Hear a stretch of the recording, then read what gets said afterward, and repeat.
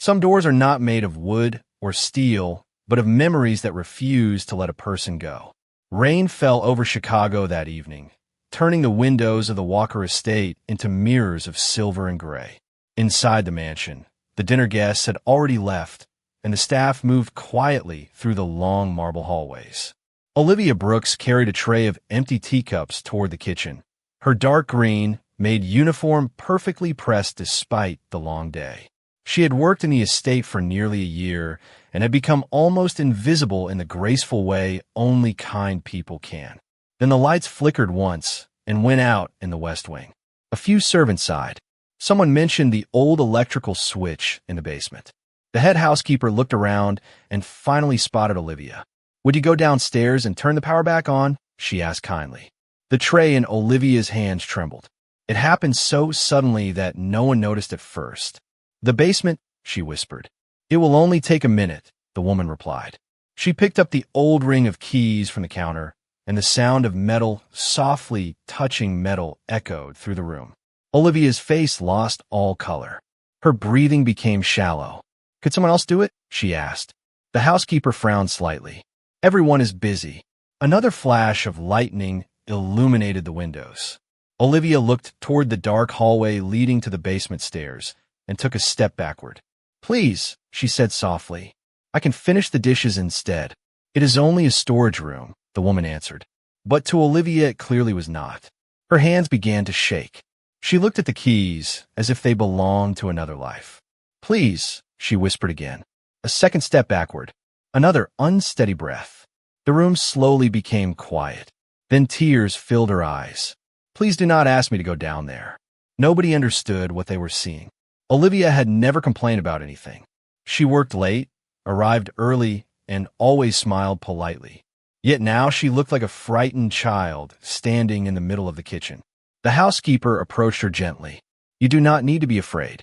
But Olivia shook her head. Tears slipped down her cheeks. "Please," she said, her voice breaking. "Please do not lock me in there." Silence filled the room. At that exact moment, a tall man stepped into the doorway. Adrian Walker had been returning from his office when he heard the commotion. He stopped immediately. The white Korean man stood perfectly still in his black suit, the faint tattoo at his neck barely visible beneath his collar. His eyes moved from the ring of keys to the trembling woman standing across the room. Olivia never looked at anyone. She only stared into the dark hallway, as though something terrible still waited there. "Please," she whispered one last time. Adrian had seen fear many times in his life, but this was different. This was not fear of a place. This was fear of a memory. Thunder rolled across the sky again, and for reasons he could not explain, the powerful man standing in the doorway suddenly wanted to know who had once closed a door on the quiet young woman now crying before him. The kitchen remained silent long after Olivia's trembling words faded into the air. Rain tapped softly against the windows while thunder rolled in the distance. Nobody seemed to know what to say. The head housekeeper slowly lowered the ring of keys. Then Adrian stepped forward. "I will take care of the power," he said calmly. Every employee looked at him in surprise. The owner of the estate had never concerned himself with a broken light switch. He took the keys from the counter and disappeared into the dark hallway without another word. A few moments later, the lights returned. Warm yellow light filled the West Wing once again, but the tension inside the kitchen remained. Olivia wiped her cheeks and lowered her head. "I am sorry," she whispered. "I did not mean to cause trouble." The older woman looked uncomfortable now. "It is all right. Go home and get some rest." Olivia nodded and quietly left the room. Later that evening, Adrian walked through the library on his way upstairs and noticed something lying beside an armchair. It was a silver key hanging from a thin chain. He immediately recognized it. Olivia had been wearing it around her neck. He picked it up carefully. The key looked old, and near the top was a tiny engraving shaped like a lantern. At that exact moment, a phone resting on the table suddenly lit up. He had no intention of reading it, but one sentence appeared clearly on the screen before it faded. "I had the darkroom dream again. Love you, Emma." Adrian stared at the words. Dark room. The phrase echoed inside his mind. A few seconds later, soft footsteps approached the doorway. Olivia stopped when she saw him holding the silver key. "I've been looking everywhere for that," she said quietly. He handed it back to her. "You left it here." She took the key quickly and slipped the chain over her head once more. Then she picked up the phone and read the message. A faint sadness crossed her face. "Emma is your sister?" Adrian asked. Olivia nodded. "My younger sister. Is she all right?" A small smile appeared on her lips. "She will be. She just has bad dreams sometimes." Silence settled between them. The rain outside had become softer now. Adrian looked at the old silver key resting against her chest. Does the dream have something to do with the room downstairs? Olivia froze. Her fingers immediately closed around the key. For several seconds, she said nothing. Then she turned toward the rain-covered windows. "Some doors never really close," she whispered. The answer only made him more curious. "And some memories?" he asked gently. She looked at him, and for the first time he saw something deeper than fear. He saw guilt, old and heavy and impossible to put down. A tear gathered in her eye, but she smiled anyway. "Good night, Mr. Walker." She turned and walked toward the door. "Olivia." She stopped. "You never have to go into that room again." She looked back at him, surprised. For a long moment she did not speak. Then she nodded once. "Thank you." After she left, Adrian remained standing alone in the library. The storm outside was ending, yet his thoughts had only begun. A frightened maid, an old silver key, and a message from someone named Emma. For reasons he could not explain, he knew the story behind those few words was about to open a door that had remained closed for many years. The next morning arrived wrapped in cool autumn sunlight. Olivia moved through the mansion as she always did, quiet and graceful, arranging fresh flowers in the dining room and polishing the silver tea set. If anyone had seen her the previous night, they would never have guessed that she had cried. Only Adrian noticed the difference. The old silver key never left her hand for more than a few seconds. Around noon, she entered his office carrying a tray with tea and fruit. "Your tea, Mr. Walker," she said softly. He thanked her, but before she could leave, her phone vibrated inside the pocket of her apron. She glanced at the screen and smiled. It was the first genuine smile he had seen from her. "Your sister?" he asked. Olivia nodded. "She always checks on me during lunch." There was warmth in her voice that had not been there before. "You must be close," he said. Her smile softened. "She's my whole world." The word stayed with him long after she left the office. That evening, as the city lights began to appear beyond the mansion windows, Adrian found himself standing inside a small bakery a few blocks away. The smell of cinnamon and fresh bread filled the warm shop. He looked at the shelf for several moments before purchasing a box of blueberry muffins and a bag of herbal tea. Even he could not explain why he was doing it. The following afternoon was Olivia's day off. Shortly after noon, a black car stopped in front of a modest apartment building on the north side of Chicago. Adrian remained seated for a long moment, almost telling the driver to leave. Then he remembered the fear in Olivia's eyes and stepped out of the car. A few minutes later, Olivia opened the apartment door and stared at him in complete surprise. "Mr. Walker?" she asked. "Is something wrong at the estate?" He awkwardly lifted the paper bag in his hand. "No, I brought muffins." She blinked twice. "You came here with pastries?" For the first time in many years, Adrian looked slightly embarrassed. A small laugh escaped her before she could stop it. "Please come in," she said. The apartment was simple and warm. Family photographs covered one shelf, and small lamps sat in nearly every corner of the room. A young woman with curly hair stepped out of the kitchen carrying a cup of tea. "Olivia, who is?" She stopped when she saw the visitor. "Oh," Olivia smiled. "Emma, this is my employer, Mr. Adrian Walker." Emma looked at the box in his hands and smiled immediately. "Did you bring dessert?" "I did." "Then I already like you." Olivia laughed again, and this time the sound filled the apartment. Adrian realized he had never once heard her laugh inside the mansion. Emma invited him to sit, and soon the three of them shared tea and blueberry muffins beside the living room window. Sunlight streamed across the floor, and for the first time since meeting Olivia, Adrian saw her completely at ease. Then his eyes moved around the room. There was a lamp beside the sofa, another on the bookshelf, another near the hallway. Every corner seemed carefully lit. He looked at the sisters and quietly wondered what kind of darkness had once made them need so much light. The apartment felt warm and peaceful as the afternoon sunlight slowly moved across the floor. Emma poured more tea while Olivia placed the empty muffin box on the table. Adrian looked around once more and noticed another small lamp sitting beside the television. "You really like lights," he said. Emma smiled softly. "I do not like dark places very much." The room became quiet. Olivia lowered her eyes immediately. Emma noticed and reached for her sister's hand. "I'm sorry," she said gently. "I did not mean to bring that up." Olivia forced a small smile. "It is all right," but it was obvious that it was not. Adrian looked from one sister to the other. "The message you sent yesterday mentioned a dark room." Emma's smile faded. For several seconds, she said nothing. Then she looked out the window where golden sunlight rested on the buildings across the street. "I still dream about it sometimes," she admitted softly.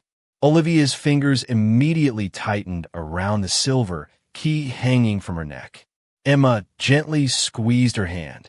"You do not have to look guilty every time I mention it." Adrian remained silent.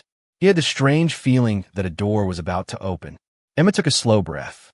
"When I was 8 years old, there was a terrible storm."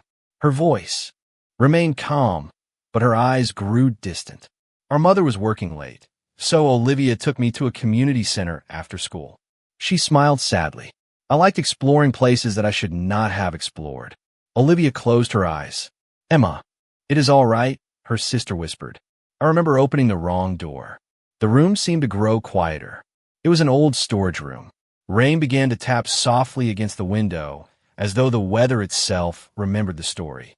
The door closed behind us, and the lights stopped working. Emma looked down at her hands. "I could not see anything." Adrian glanced toward Olivia. Tears had already filled her eyes. "I was terrified," Emma continued. "I thought we would never get out." Then she smiled softly. "But Olivia never left my side." A tear rolled down Olivia's cheek.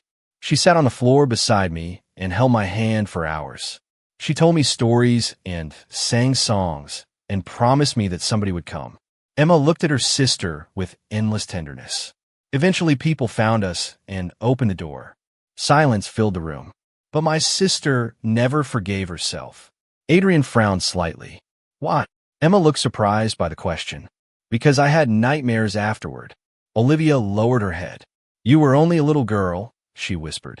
Emma's expression softened. "So were you." The words seemed to stop time itself. Olivia looked up in surprise. "You were 17, Emma continued. "You were scared too, but you stayed with me anyway." More tears appeared in Olivia's eyes. "I should have protected you better." Emma shook her head immediately. "You did protect me." Her voice trembled. "I did not remember being afraid because I was trapped. I remember feeling safe because you were there." The room became completely still. Adrian looked at the old silver key resting against Olivia's chest and finally understood. She had never been afraid of a storage room. She had been carrying 15 years of guilt behind a door that existed only inside her heart. For a long time, nobody in the apartment spoke. The soft sound of rain against the window seemed louder than before. Olivia stared at the silver key in her hands as though she were seeing it for the first time. After that day, Emma could not sleep without a light on, she said quietly. Every time she had a nightmare, I thought about that room again. Her voice trembled. I kept telling myself that I should have protected her better. Emma shook her head immediately, but Olivia continued. A year later, our mother became sick. A sad smile crossed her face. She worried about Emma all the time. The room remained silent. A few days before she passed away, she called me into her room and gave me this key. She lifted the old silver chain slightly. It belonged to my grandmother. Emma's eyes filled with tears. I remember. Olivia nodded.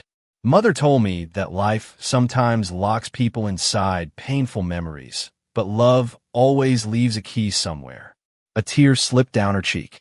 Then she asked me to make a promise. Her voice broke. She wanted me to take care of Emma and never let her feel alone. She looked down at her hands. I promised her I would. Silence settled over the room once again. After our mother died, I worked every job I could find. I saved money for Emma's school and stayed awake whenever she had nightmares. She smiled softly at her sister. I thought that if I loved you enough, maybe one day I could erase what happened. Emma reached for her hand. Olivia. But I never could. The words sounded like a confession she had carried for many years. Every bad dream brought the room back again. She closed her eyes. I kept punishing myself for something I could not change. Emma's own tears began to fall. You never needed to punish yourself. Olivia looked up. I should have protected you. You did protect me. Emma's voice shook with emotion. I was scared because it was dark, but I was never scared because of you. The room became completely still.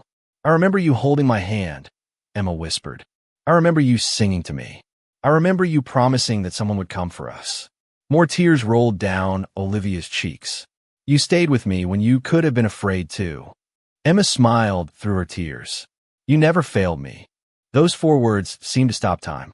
Olivia simply stared at her sister. Not once, Emma said softly. The person who saved me has been blaming herself for 15 years. The rain outside slowly began to fade. Adrian sat quietly and watched the 2 sisters. In all his years of wealth and power, he had never seen a burden as heavy as guilt or a love as gentle as forgiveness. Olivia lowered her head and cried softly. Emma moved closer and wrapped her arms around her. The old silver key rested between them, catching the last light of the afternoon. And for the first time in many years, a door hidden deep inside Olivia's heart began to open. The drive back to the estate was quiet. Rain clouds had disappeared, and the streets of Chicago glowed beneath the evening lights. Adrian sat in the back seat of his car and thought about 2 sisters, an old promise, and a young woman who had spent 15 years blaming herself for a childhood accident. For the first time in a very long while, he felt something unexpected. He felt sad for someone else. The next morning, Olivia arrived at work as usual. She wore the same dark green uniform and carried the same tray of tea into his office. But there was something different about her expression. The sadness remained, yet it seemed lighter somehow. Good morning, Mr. Walker, she said softly. Good morning, Olivia. She placed the tea on his desk and turned to leave. One moment, she stopped. Adrian opened a small wooden box that rested beside his papers. Inside was a delicate silver necklace. Hanging from it was a tiny lantern no bigger than a coin. Olivia looked at it in surprise. This belonged to my grandmother, he said. She used to tell me that people should always carry a light for someone else. He closed the box and gently pushed it toward her. I would like you to have it. Olivia looked completely stunned. I cannot accept something so valuable. You can.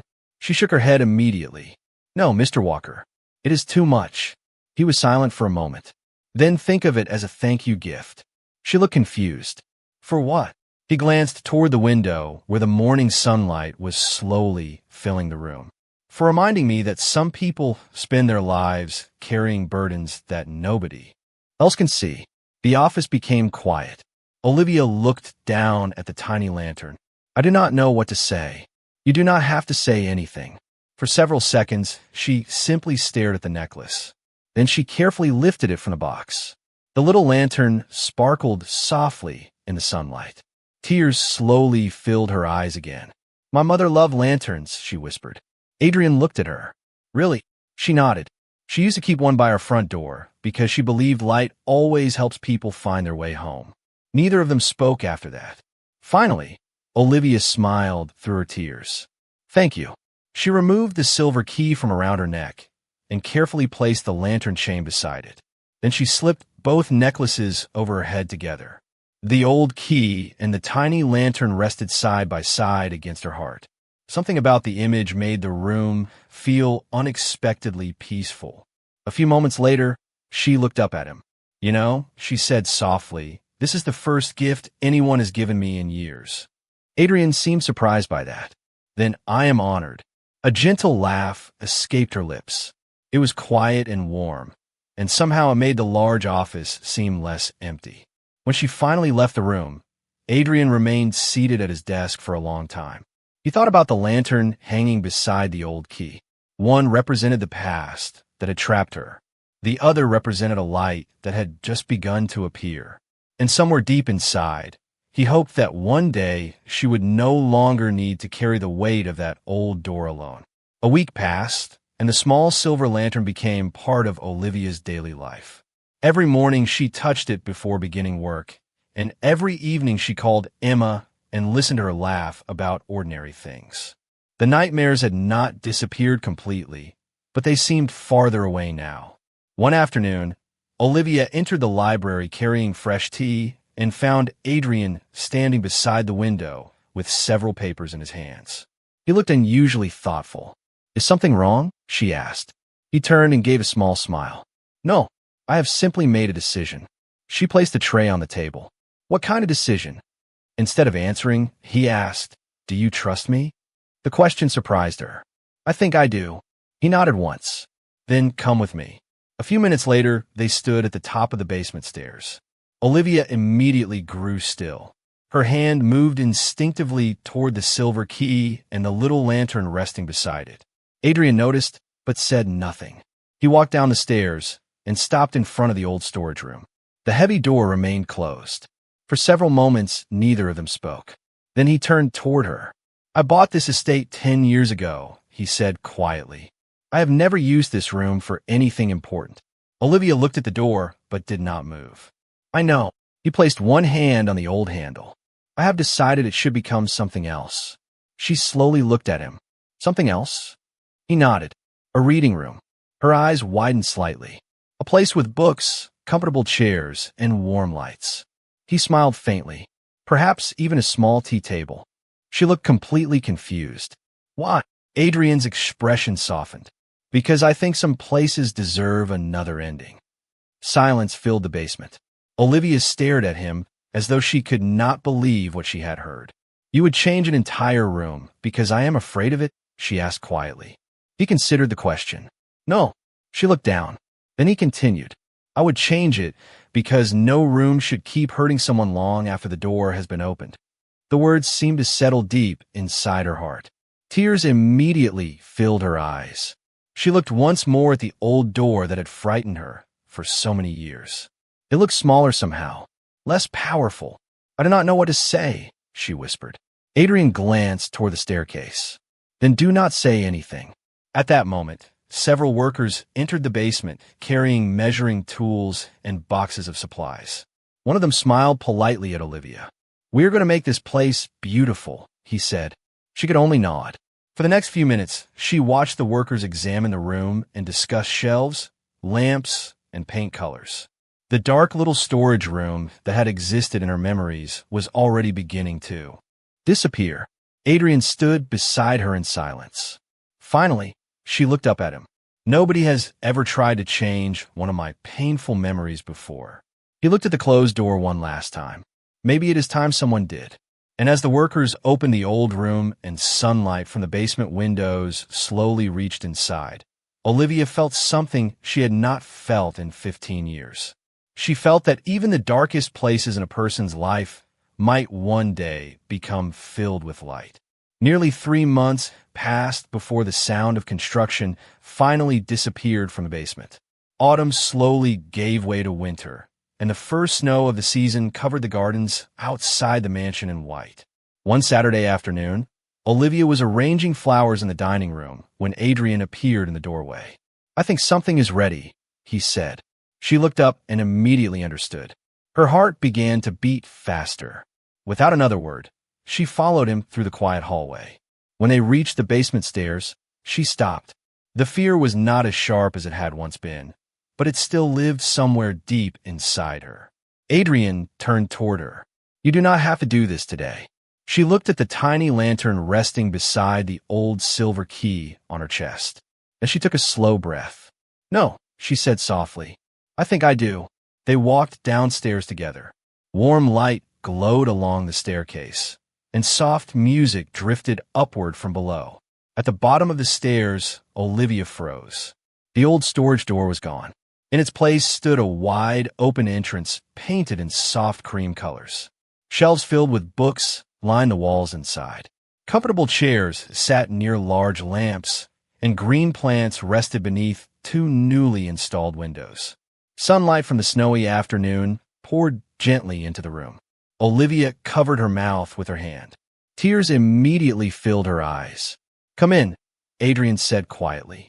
She took one small step forward, then another. Every movement seemed to carry 15 years of memories with it. Finally, she stood inside the room that had once lived in her nightmares. It no longer looked frightening. It looked peaceful. On one wall hung a framed photograph of a lighthouse beside the ocean. Under it were simple silver words. "Light always finds its way home." Olivia's tears slipped down her cheeks. She slowly turned around, taking in every detail. Then she noticed something on a small wooden table beside the window. There was a silver lantern and an empty picture frame. A small card rested beside them. It read, "For memories that deserve a kinder ending." Her shoulders trembled. "Why would you do all of this?" she whispered. Adrian looked around the room for a moment before answering. "Because some places should not remain prisons forever." The room became completely silent. Olivia looked at him through her tears. "I've spent so many years being afraid of this feeling." He nodded gently. "I know." She looked around once more. It does not feel like the same room anymore. A faint smile appeared on his face. "Perhaps it is not." She laughed softly through her tears. It was a fragile, beautiful sound. Then she walked to the window and touched the warm wood of the bookshelf. For the first time in 15 years, she stood inside a place that no longer belonged to fear. It belonged to healing. Snow continued to fall outside, and the quiet room glowed with light. Olivia closed her eyes for a moment and took a deep breath. When she opened them again, there was peace in them that had never been there before. And somewhere deep inside her heart, an old door finally began to close. Spring arrived quietly in Chicago. The snow disappeared, flowers returned to the gardens of the Walker estate, and the reading room in the basement became everyone's favorite place. Employees spent their breaks there with books and tea, and no one called it the old storage room anymore. One bright Saturday afternoon, Olivia stood beside the window, arranging fresh flowers in a small vase. The tiny lantern still rested around her neck beside the silver key. Soft footsteps approached behind her. She turned and smiled immediately. Emma had come to visit again. "This place gets prettier every time I see it," her sister said as she looked around the room. Sunlight poured through the windows and covered the shelves with gold.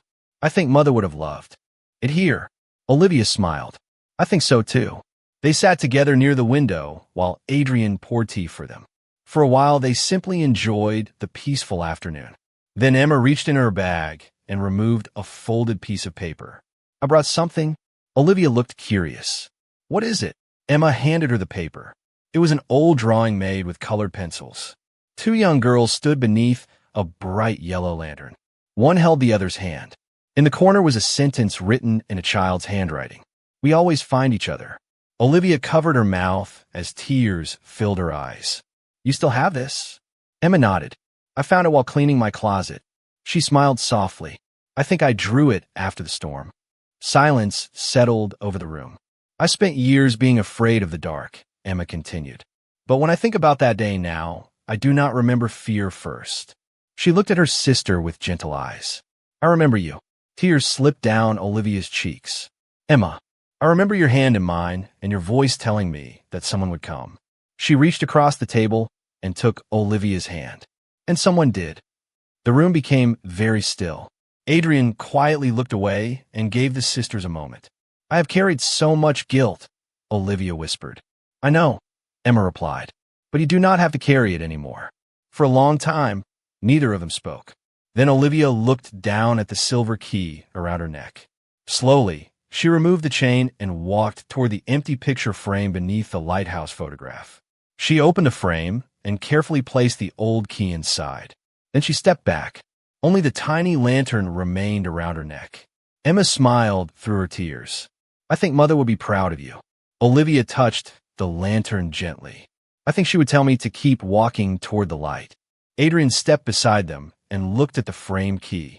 "Some doors are meant to stay closed," he said quietly. Olivia nodded. "And some are meant to open." Sunlight filled the room as the three of them stood together in peaceful silence. The old key remained behind in its frame, but the little lantern stayed close to her heart. And on that beautiful spring afternoon, the woman who had spent 15 years trapped inside a memory finally stepped into a future that no longer frightened her. The room went silent, and for the first time in a very long time, the light had truly found its way home.